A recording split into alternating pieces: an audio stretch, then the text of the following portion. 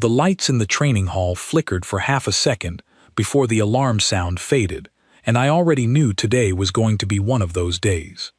My name is Lucy Bennett, and I am the only human student at Velmore Academy, a school built for the children of 100 different worlds. I came here 2 years ago on a program meant to prove that humans could sit at the same table as everyone else in this galaxy. Most days I just wanted to finish my classes and go home to the small dorm room that smelled like recycled air and synthetic tea. That morning started like any other. I walked into the atrium, where students from a dozen species moved between glass corridors that curved up toward a ceiling painted with slow-moving stars. Some of them had 4 arms, some of them had skin that changed color when they were nervous. All of them were taller than me, faster-looking, and stronger-looking, or so everyone believed.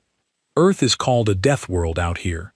It is a word alien scientists use for planets with heavy gravity, wild weather, and creatures that fight to survive every single day. Most people at this school think the word is just an old story, something exaggerated by traitors who like to make Earth sound more exciting than it really is. They do not know that the stories undersell what my planet actually made of us. I never talked about it. My family taught me to stay quiet, to smile, to let people think whatever they wanted. Diplomats from Earth were still trying to build trust with the rest of the galaxy, and the last thing anyone needed was a teenage girl proving old rumors right in the middle of a school hallway. So I kept my head down. I studied. I answered questions in class without raising my hand too fast.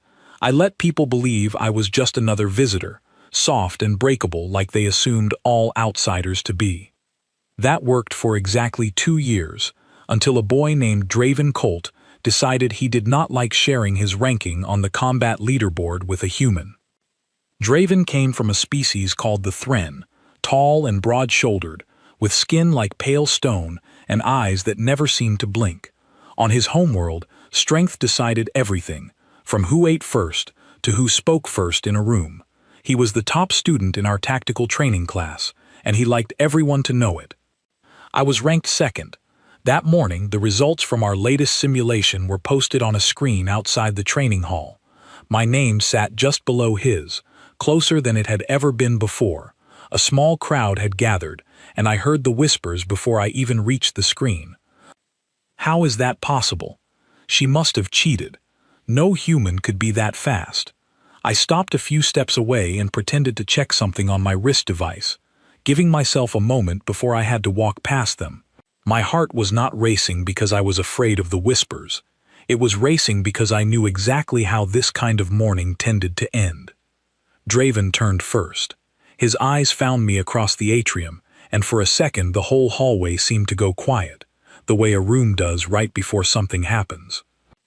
He walked toward me, and his friends followed, the way they always did, like a wave pulled along behind a bigger current. There were 4 of them, all Thren, all taller than me by at least a head. "Lucy Bennett," he said, saying my name the way someone says a word they find slightly funny. "Second place. That is new." I kept my voice light. "Guess I got lucky." "Luck," he repeated, tilting his head. He looked at his friends, then back at me. "Humans do not get lucky. Humans get placed in easier groups, so the school does not look bad when you fail." A few students laughed. I felt my face grow warm, not from anger, just from being watched. I hated being watched. I did not answer him. I had learned that silence usually ended these moments faster than words did. I stepped to the side, meaning to walk past the group toward my next class. Draven stepped with me, blocking the path. "I am not finished," he said. Behind him, one of his friends, a girl named Sella with sharp gray markings along her jaw, crossed her arms and smiled in a way that made my stomach tighten. "Show us then," Sella said. "If you really beat him fair, show us how." I looked around. A cluster of students stood near the training hall entrance, some curious, some already pulling out their handheld devices to record whatever might happen next. None of the teachers were in sight yet. The morning schedule always had a short gap before instructors arrived, and everyone in this school knew it. "I do not want trouble," I said. "I just want to get to class." Draven's expression did not change. "That is the problem with humans," he said. "You always want to avoid everything. No pride. No strength, just apologies." He reached out and pushed my shoulder, not hard, just enough to make his point in front of the crowd.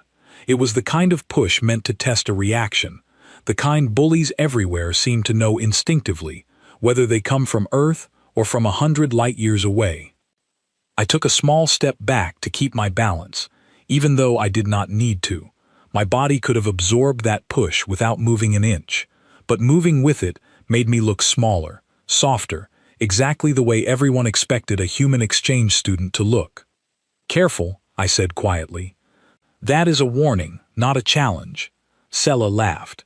A warning, from her. The crowd around us grew a little larger.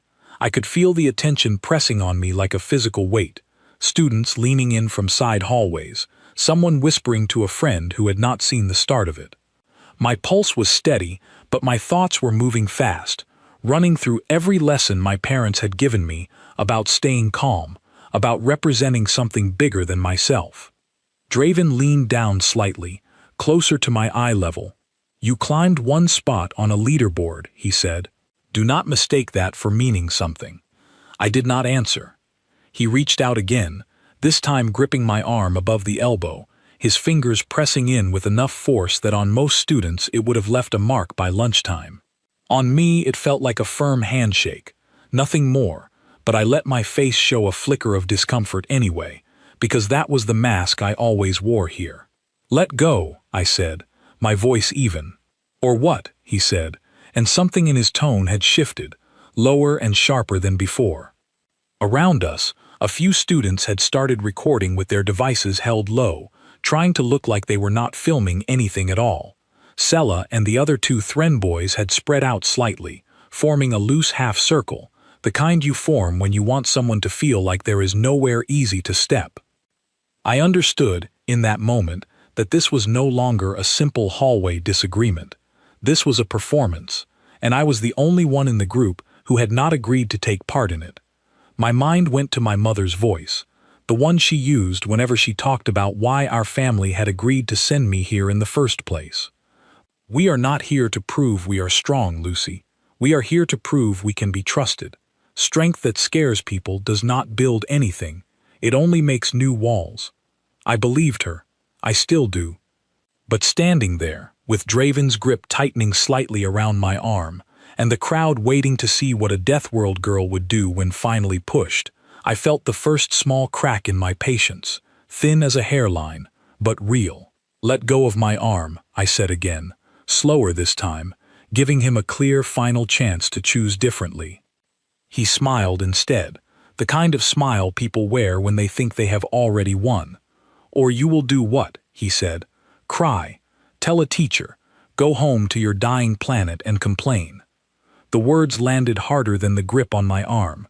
Not because they hurt, but because they were said loud enough for everyone around us to hear, and because for one heartbeat I saw actual doubt on a few of the human exchange students' faces near the back of the crowd, as if the story about Earth being a myth had just been confirmed by their own group's silence. I looked at Draven's hand on my arm, then up at his face. "You should not have said that," I told him quietly. Something in my voice must have changed, because for the first time, a flicker of uncertainty crossed his expression, quick and small, gone almost as soon as it appeared. But his pride was louder than his instincts, and instead of stepping back, he tightened his grip even further, testing me, daring me, certain that nothing could possibly happen that would surprise him. Behind him, the bell chime for first period echoed down the hallway, and the crowd shifted, some students hesitating between watching the scene and hurrying off to class. Sela folded her arms and stared at me, clearly hoping for something dramatic before the moment passed. The other two boys stood ready in that loose half-circle, blocking the easiest paths away. I stayed still, weighing every option my parents had ever given me, every lesson about patience, every warning about what happens when people from Earth reveal too much too soon. But I could feel it now, that thin crack in my patience widening slowly, and somewhere underneath the calm human mask I had worn for 2 straight years, something older and steadier began to wake up, the same thing that had let generations of my ancestors survive storms, and predators, and 100 other things this galaxy had never bothered to imagine. Draven's fingers dug in one more time, harder, clearly meant to make me flinch in front of everyone. I did not flinch. And that, more than anything else, seemed to be the moment he finally understood something was wrong. He let go of my arm on his own, but only to step closer, using his height the way he always did when he wanted to remind everyone in a room who was supposed to be in charge. I did not move away. I had already decided that moving away would only invite him to follow, and something in me, something I had spent 2 years keeping quiet, no longer wanted to keep retreating. Sella spoke first, her voice carrying easily across the atrium. "Draven, leave her. She is not worth the trouble." For a moment I thought he might listen. His jaw tightened, and he glanced sideways at his friends, the way people do when they are deciding whether to save face by walking away or lose it by staying. But then his eyes came back to me, and I watched him choose the second option. "You think a leaderboard makes you equal to us," he said. "It does not. It is a mistake, a glitch in the system that will be fixed." I kept my voice steady. "It is just a ranking, Draven. It does not mean anything you should be losing sleep over." That only made it worse. His friends shifted closer, forming that circle again, tighter this time. A few more students had gathered along the edges of the atrium, phones and handheld devices raised just enough to catch whatever was about to happen without looking too obvious about it. I recognized a few human exchange students among them, standing near the back, uncertain whether to step in or stay silent. One of the Thren boys, a quiet one named Corin who rarely spoke in class, moved to stand directly behind me, cutting off the path toward the training hall doors. I felt my pulse pick up slightly, not from fear, but from the simple awareness that the space around me was shrinking on purpose. "Walk away," Sella said again, but this time she was not talking to Draven. She was talking to me, and there was something almost like a warning underneath her words, as if she already sensed this would not end the way everyone expected. I did try. I turned toward the gap between Corin and the wall, intending to simply leave the argument behind and let the whole thing dissolve into gossip by lunchtime. That had always been my plan here, from the very first day. Avoid attention, blend in, let the stories about my planet stay stories. Draven grabbed my shoulder before I had taken 2 steps, spinning me back around harder than before. This time, there was no pretending it was a light touch meant to make a point. This time, it was meant to hurt, or at least to make me flinch in front of everyone watching. It did not hurt. But I let my breath catch anyway, the same small performance I had used my whole time at this school, the mask that made me look like every other visitor who had ever walked these halls. "Say it," he told me, his voice low enough that only the people closest to us could hear. "Say that a human placing above a Thren was a mistake. Say it, and this stops." I looked at him for a long moment, feeling the crowd's attention pressing in from every side, feeling the crack in my patience widen another degree. "No," I said. His expression shifted into something colder. Without warning, he shoved me, both hands against my chest, hard enough that on any other student in this school it would have sent them stumbling into the wall behind them, maybe even losing their footing entirely. I planted my feet instead, absorbing the force the way you brace against a strong wind, and I did not move. The atrium went quiet. I do not think anyone expected that, least of all Draven himself. His hands were still half raised from the push, his eyes locked on my feet, on the fact that they had not slid even an inch across the polished floor. "Something wrong with your footing," I said quietly, keeping my voice as calm as I could manage, even though my heart was pounding now, not from panic, but from the strange thrill of finally letting a fraction of the truth show through the mask I had worn for 2 years. His face darkened. Whatever restraint he had left seemed to disappear all at once. He lunged forward, gripping the front of my uniform jacket with both hands, and this time he did not hold back, driving me backward toward the wall with the kind of strength that had, until this exact moment, always been considered unmatched by anything human at this school. My back met the wall with a dull thud that echoed louder than it should have across the sudden silence of the atrium. Gasps rippled through the gathered crowd. Someone near the front called out for a teacher. Sella's earlier warning had turned into something closer to alarm, her hands half raised as if she wanted to step between us but was too stunned to actually move. I felt the impact against my back the way anyone feels a firm bump against furniture, more surprise than pain, and I understood in that instant that Draven had just crossed a line that could not easily be uncrossed, not for him, not for the school, and not for the story people would tell about this day for a long time afterward. He leaned in close, his voice shaking slightly with anger. "Say it," he repeated. "Say humans do not belong here." I looked past his shoulder for a moment, at the crowd of frozen faces, at the phone still recording, at the human students near the back, who looked more frightened than I felt. Then I looked back at him, at the boy who had spent 2 years believing a rumor about my planet was nothing more than a bedtime story traders used to make Earth sound impressive. "I am not going to say that," I told him, my voice quiet, but completely steady. His grip on my jacket tightened, and he pulled me forward slightly, before slamming me back against the wall a second time, harder than the first. This time I let a small sound escape, not because it hurt, but because I could feel the exact moment his anger stopped being about a leaderboard and became something else entirely, something that would not stop just because a crowd was watching, or because a teacher might arrive any second, or because deep down some part of him probably already knew this had gone too far. My shoulder blades pressed against the cold wall, and I felt something shift inside me, quiet and certain, like a long-held breath finally being released. I thought about my mother's voice again, about patience, about proving we could be trusted instead of feared. But I also thought about every lesson buried deeper than that, older than diplomacy, passed down through generations of people who had learned, the hard way, exactly what it costs to freeze instead of act when the moment finally demands it. Draven raised a hand, and for the first time since the confrontation began, I understood, with complete clarity, that this was no longer a warning, and no longer a performance for an audience. This was the moment everything my family had asked me to hide would finally decide, on its own, that hiding was no longer an option. His hand came down, aimed at the side of my face, slow enough in my eyes that I almost laughed at how easy it would have been to stop 2 years ago, back when I first arrived, and had not yet learned exactly how fast my own reflexes really were, compared to everyone else in this school. I caught his wrist before it landed. I did not grab it hard. I did not need to.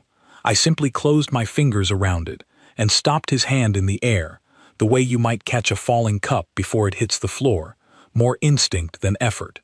The atrium fell into a silence so complete I could hear the low hum of the ventilation system somewhere above us. Draven froze, his eyes dropping to his own wrist, held perfectly still inside my grip. I watched something change behind his eyes, confusion first, then disbelief, then the beginning of something closer to fear, though he was clearly fighting to keep that last part hidden. "Let go," he said, but his voice had lost its earlier confidence. I did, carefully, releasing his wrist and stepping back half a pace, giving him room, giving myself room, giving the moment space to breathe before anything else happened. I did not want this to escalate further. Even now, with the mask finally starting to slip, some part of me was still trying to hold on to the plan my family had given me, the plan built around patience and restraint. But Draven did not step back. Instead, humiliated in front of the entire crowd, in front of Sella, in front of Corin and the other Thren boy, in front of every student holding up a phone to record the moment, he did the one thing pride almost always convinces people to do when they have already lost.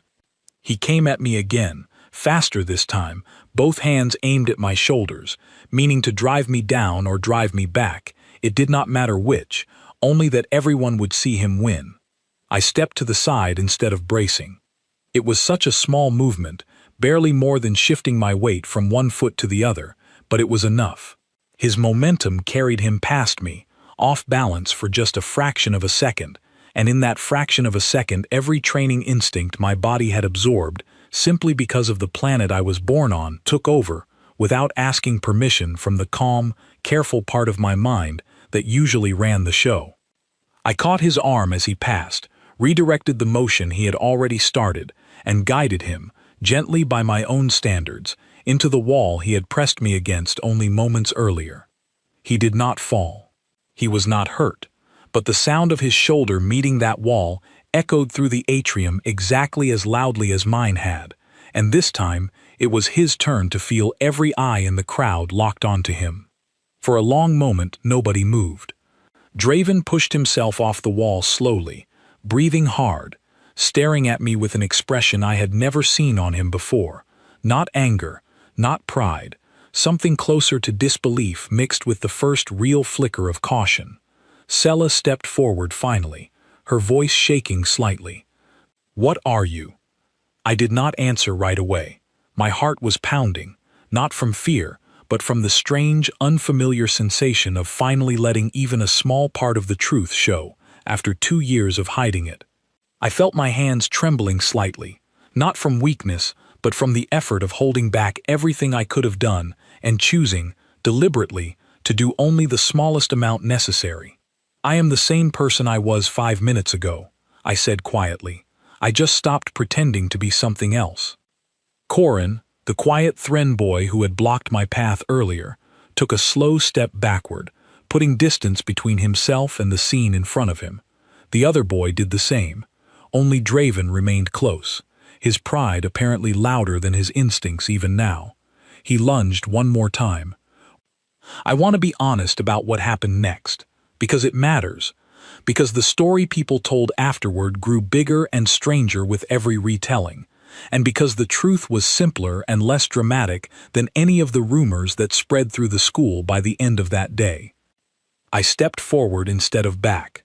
I caught both of his arms before they reached me, one in each hand, and I held him still, the way you might hold a struggling child who does not yet understand that the struggle is already over.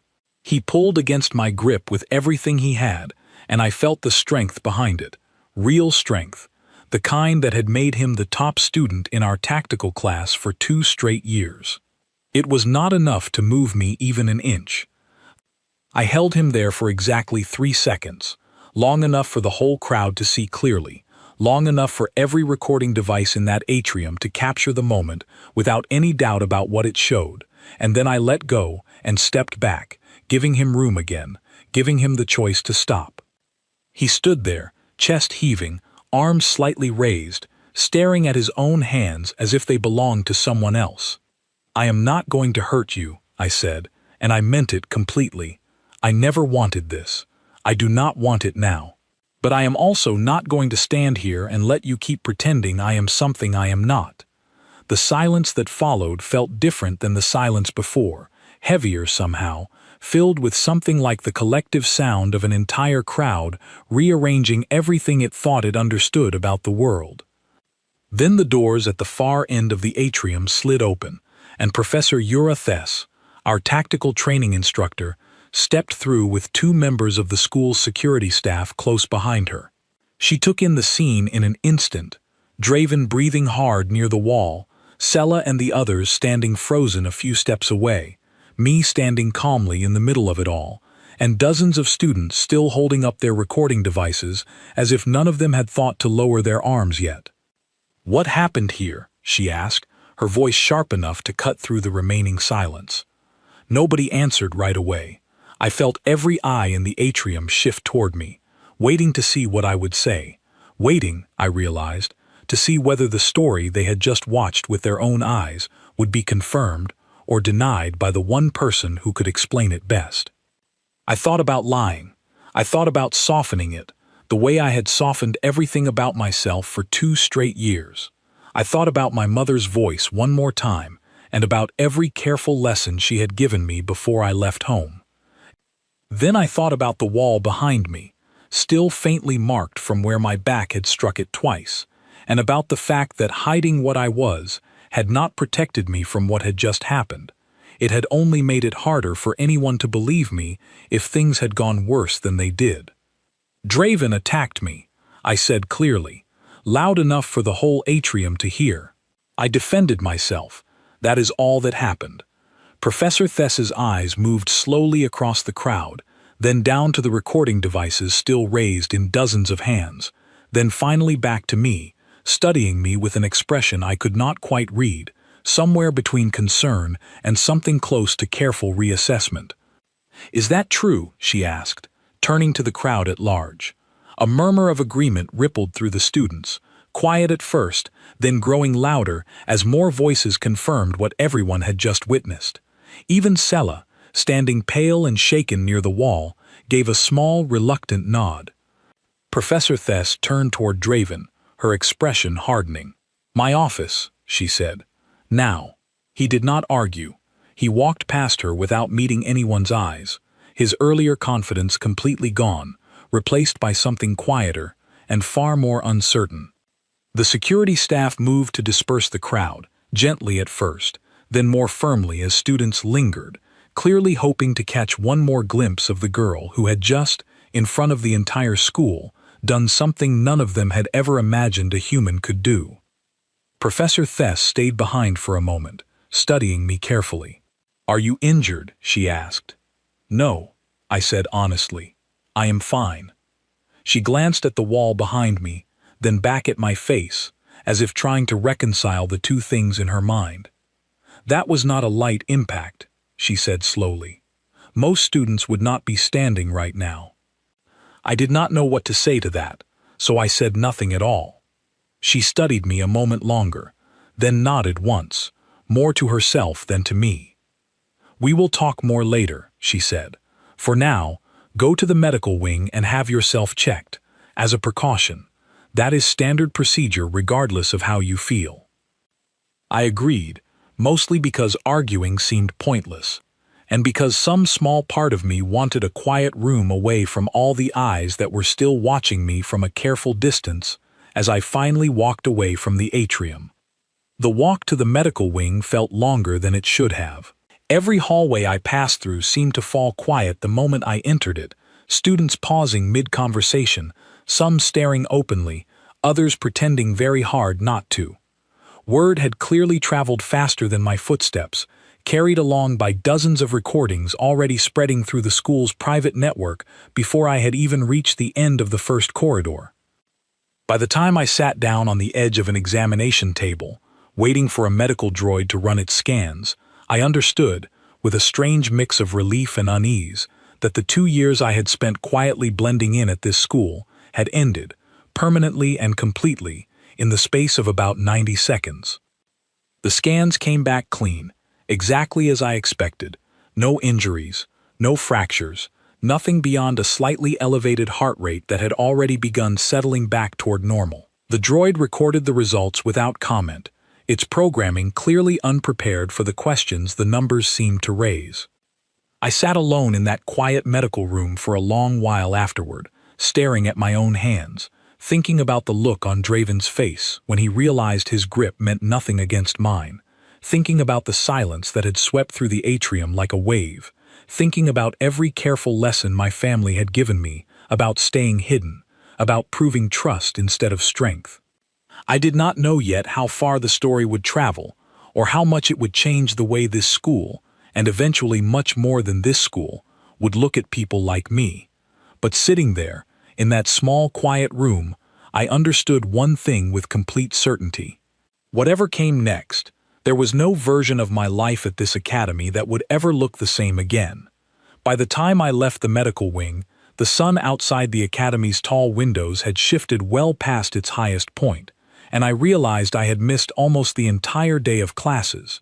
Nobody had come looking for me, which told me the school administration was probably still deciding exactly how to handle what had happened, and what to say about it publicly. I decided to walk back to my dorm, instead of returning to the afternoon session. I needed quiet, and I needed time to think about what had actually changed, beyond the obvious fact that half the school had now seen something I had spent 2 years trying to hide. The dorm hallway was unusually empty when I arrived, though I noticed a few doors cracked open just enough for someone to be watching as I passed. I did not blame them. If our situations were reversed, I probably would have done the same thing. My roommate, a quiet girl from a species called the Ovid, who mostly kept to herself and rarely asked personal questions, was sitting on her bed when I walked in, her communication device glowing in her hands. She looked up at me with wide eyes. "You are trending," she said simply, turning the screen so I could see it. I stepped closer and felt my stomach tighten. A short video clip, taken from one of the recording devices in the atrium, had already been shared across what seemed like half the Academy's internal network. The caption beneath it read simply, "Human student stops Thren attacker without effort," and the number beside it kept climbing even as I watched. I did not say anything for a long moment. My roommate set the device down gently, giving me space. "Are you all right?" she asked, her voice careful. "I am fine," I said, and for once, that was completely true, at least physically. Emotionally, I was still trying to understand what had actually happened, and what it meant now that it had happened in front of an audience that clearly was not going to forget it anytime soon. Over the following days, the story grew larger than I ever expected. What started as internal gossip spread outward, first through student networks connected to other academies across the sector, then further, picked up by news services that covered stories about interstellar relations and cultural exchange programs. Within a week, the short clip from that morning in the atrium had been viewed, shared, and argued about far beyond anything I could have imagined. Some of the reactions were exactly what my family had always feared. Certain commentators, from species that valued strict hierarchies of strength, spoke about humans with a new wariness, questioning whether Earth's exchange program was truly as harmless as it had always been presented. A few officials from more cautious worlds even suggested reviewing existing agreements with human diplomats, citing concerns about undisclosed physical capabilities. But other reactions surprised me.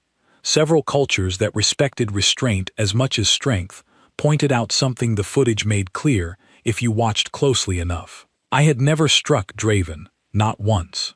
Every action I took had been about stopping him, not harming him, and for those watching closely, that distinction mattered more than the raw physical difference everyone kept talking about. At the Academy itself, the shift in how people treated me happened almost overnight, though not in the single direction I expected.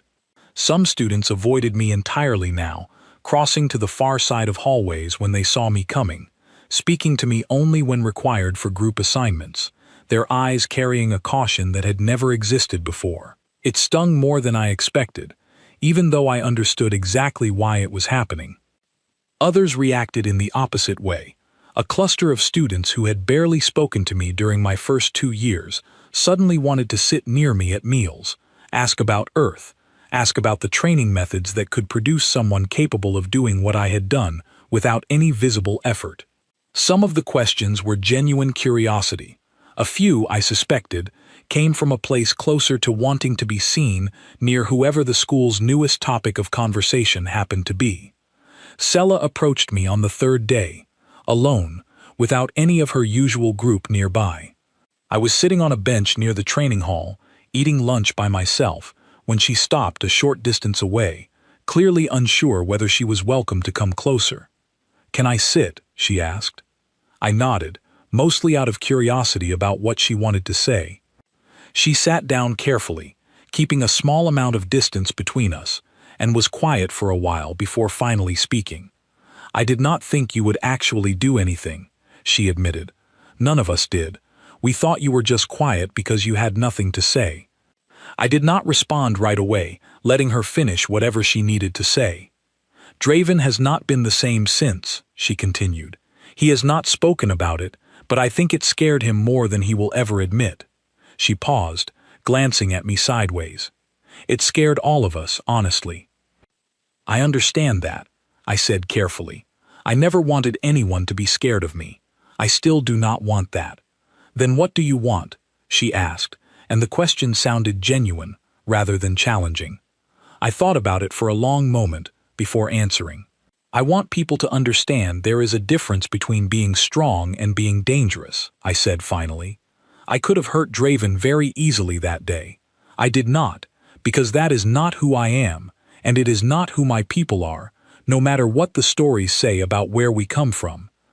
Sella studied me for a while, as if turning the words over carefully in her mind. That is not the story most people are telling, she said quietly. I know, I admitted, but it is the true one. She did not say much else after that, but before she left, she added one more thing, almost as an afterthought. For what it is worth, she said, I do not think you should have had to hide for 2 years, just to make the rest of us comfortable.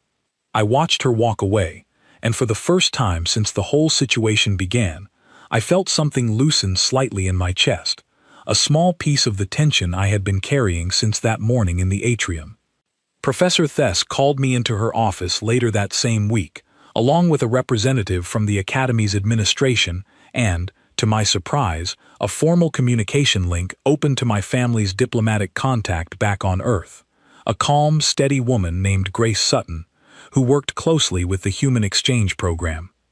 The meeting was less about punishment and more about understanding. Professor Thess walked through the footage carefully, asking me detailed questions about exactly what I had done and why, and I answered honestly, describing each choice, each moment where I could have done more and chose restraint instead. Draven has been removed from the tactical leaderboard pending review, Professor Thess explained. His actions violated multiple Academy conduct policies, regardless of any provocation. I want to be clear, this was not a fair confrontation on his part, and the school takes full responsibility for not intervening sooner. I appreciate that, I said, though a part of me still felt uneasy about how much attention the whole situation had drawn. Grace Sutton's voice came through the communication link, warm despite the distance it had traveled to reach us. Lucy, she said, I want you to understand something. What happened was not a failure on your part, or on ours. You showed restraint under circumstances most people, of any species, would have struggled to handle calmly. That matters more than you probably realize right now. I appreciate you saying that, I said. But I know this changes things. People know now. There is no putting that back. There was a pause on the line before Grace responded. You are right, she said. It does change things, but perhaps not in the way you are afraid of, she continued, her tone thoughtful. For years, our diplomats have struggled to explain what makes humans different, without proof, without anything beyond stories that everyone assumed were exaggerated for effect. What happened in that atrium gave the galaxy something it never had before, an honest look at exactly what restraint from someone like you actually looks like. That is not a weakness in our position. It might be the strongest argument we have ever had. I sat with that thought for a long while after the meeting ended, turning it over slowly, trying to decide how I felt about a private moment of self-defense somehow becoming part of a much larger conversation about my entire planet's place among the stars. Over the following weeks, the Academy settled into something like a new normal, though it did not fully resemble the life I had known before. Draven avoided me entirely, and I never learned exactly what happened during his private conversations with Professor Thess, only that his attitude toward other students, human or otherwise, seemed noticeably quieter afterward. Corin, the quiet Thren boy who had blocked my path that morning, approached me once, briefly, offering a short formal apology that felt stiff but sincere. I accepted it, without complicating the moment further, understanding that not everyone finds the same words easily. The wider galactic reaction continued evolving as well. Formal inquiries arrived from several academic and diplomatic institutions, requesting information, clarification, sometimes simply curiosity dressed up as official correspondence. Earth's diplomatic teams, guided carefully by people like Grace Sutton, used the moment not to boast or threaten, but to explain, patiently, what my planet's history had actually shaped us into, and why restraint, not aggression, remained at the center of who we chose to be. I found myself, almost without meaning to, becoming a small but real part of that larger conversation. Interviews I never expected to give. Careful, thoughtful questions from students at other academies, connected through video links, wanting to understand rather than judge.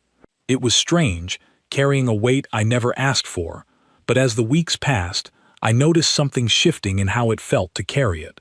I was no longer hiding. And for the first time since arriving at Velmore Academy, that thought did not frighten me the way I once assumed it always would. A full season passed before the academy truly settled into its new rhythm, one where I was no longer the quiet human at the edge of every classroom, but a name people recognized when they heard it, sometimes with caution, more often now with something closer to respect. I did not chase that change. I simply stopped running from what I was, and the difference in how that felt surprised me more than anything else that happened afterward.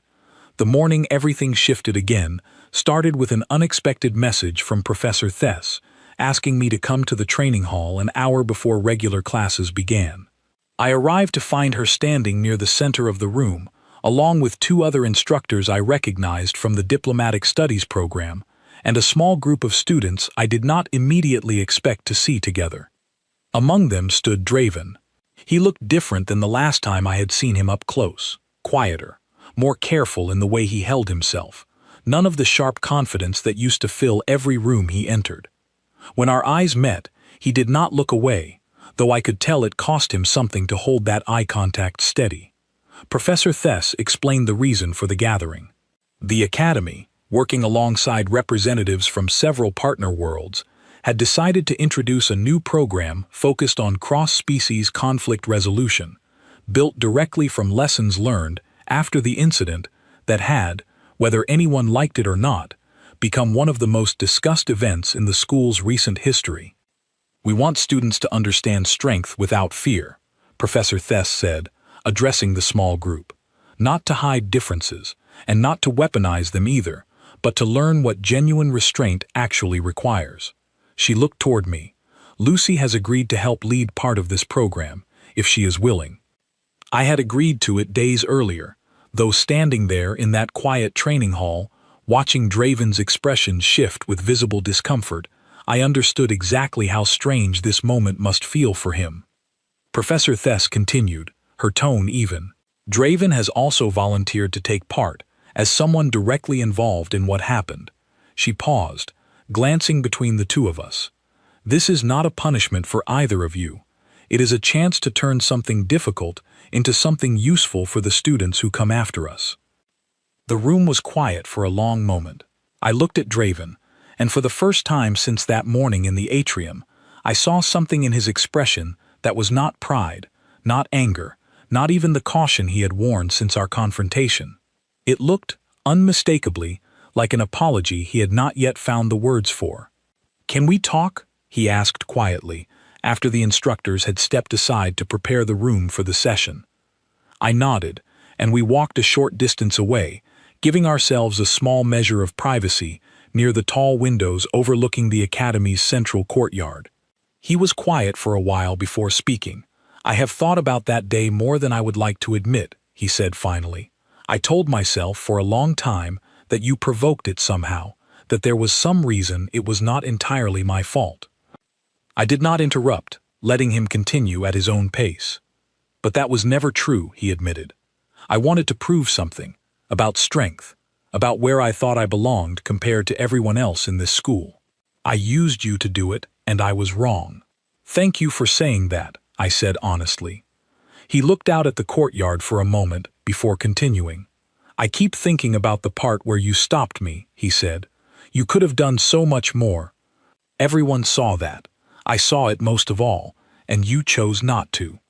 "That was never really a choice," I said quietly. "Not the way you are imagining it. Where I come from, everyone learns young that strength without control is not something to be proud of. It is something to be careful with, because the cost of losing that control can be higher than anyone realizes until it is too late." He nodded slowly, absorbing that. "I do not think I understood what your planet actually was," he admitted. "I heard the word Deathworld, and I imagined something wild, something violent. I never imagined restraint being the actual lesson your people carried out of a place like that. Most people do not. I said. "The stories only ever focus on the danger. Nobody talks about what it teaches you to become on the other side of surviving it." We stood there for a while longer, watching students begin gathering below in the courtyard for the start of the day, and something about the quiet between us felt different than any silence we had shared before, less like tension waiting to break, and more like two people finally understanding each other, even if only a little. The conflict resolution sessions that followed over the next several weeks became something I had not expected to enjoy as much as I did. Students from a dozen different worlds took part, some curious, some skeptical, a few openly resistant to the idea that restraint could be taught the same way tactics or strategy could be. Draven, surprisingly, became one of the program's most consistent participants, often staying afterward to ask thoughtful questions about how human culture approached the balance between strength and control. Sela joined a few sessions as well, and over time, what had started as a cautious, distant friendship between us grew into something closer to genuine trust. She had a sharp mind for understanding group dynamics, and more than once, she helped me explain difficult ideas to students who struggled to see past old assumptions about what different species were capable of. One afternoon, several weeks into the program, a younger student from a newly arrived group of exchange students approached me after a session, her expression nervous but determined. "Is it true," she asked, "that your planet made you the way you are?" I thought carefully about how to answer, remembering all the ways I used to avoid that exact question. "Earth is difficult," I said honestly. "It always has been. But difficulty is not the whole story. It teaches you things, if you let it, about patience, about protecting others, about knowing your own strength well enough that you never need to prove it to anyone." She nodded slowly, clearly turning the answer over in her mind, before finally smiling and thanking me, hurrying off to catch up with her friends.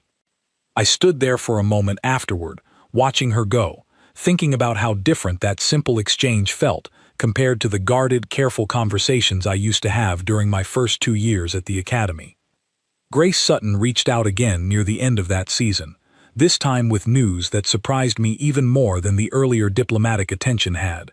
Several partner worlds, moved by both the footage from that morning and the conflict resolution program that had grown out of it, had requested formal meetings with Earth's diplomatic representatives, expressing interest in expanding the human exchange program rather than restricting it.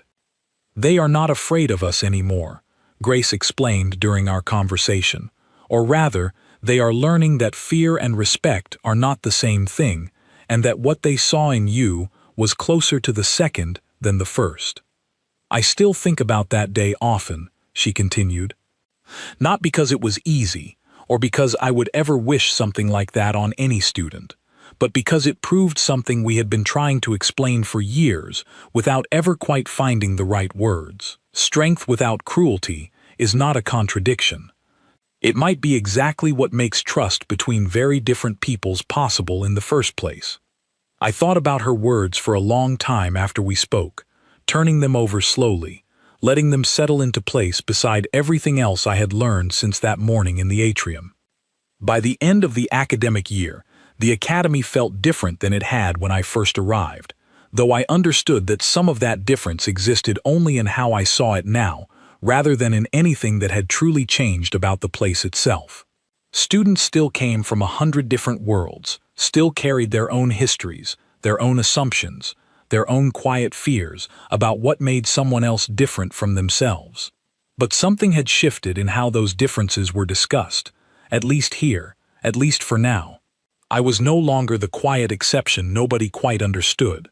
I had become, whether I had ever intended it or not, a small part of a much larger conversation about what it actually meant to come from a difficult place, and choose, deliberately, again and again, not to let that difficulty define you as something to fear. On the last evening before summer break, I found myself back in the atrium where everything had started, standing near the same wall Draven had once pushed me against, now quiet and empty in the fading evening light. Sela found me there, along with Draven and a few of the other students who had become part of our small, unlikely group over the course of the program. Strange, being back here, Sella said, glancing at the wall. I nodded, running my hand lightly along the smooth surface. Strange is one word for it, I agreed. Draven was quiet for a moment before speaking. I used to think this place was where I lost something, he admitted. Now I think it might be where I actually started understanding something instead. I looked at him, at Sella, at the others standing quietly nearby, and I thought about my mother's voice one more time, the same voice that had spent years teaching me patience, teaching me to hide, teaching me that trust mattered more than proving strength ever could. She had been right about the second part. She just had not accounted for the fact that sometimes trust is built not by hiding what you are, but by finally letting people see it clearly, and trusting them enough to understand it the right way when they finally do.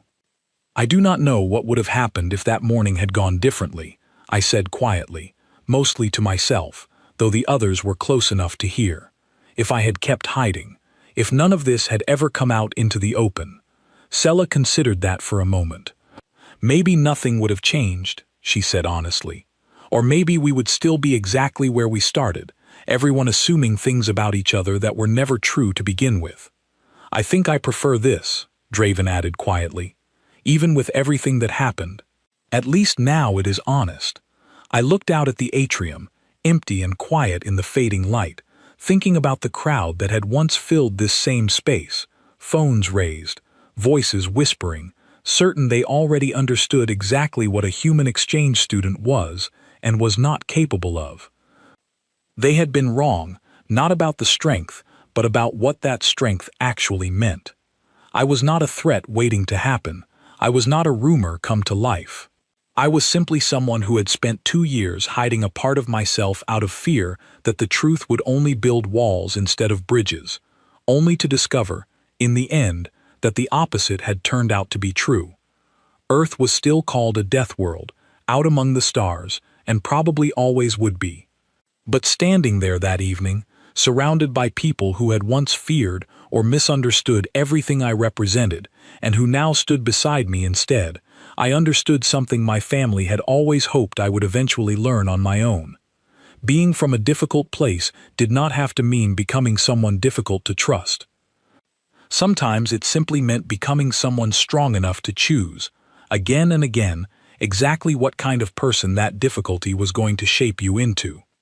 And for the first time since arriving at Velmore Academy, I finally felt like I did not have to choose between being human and being fully, honestly, myself.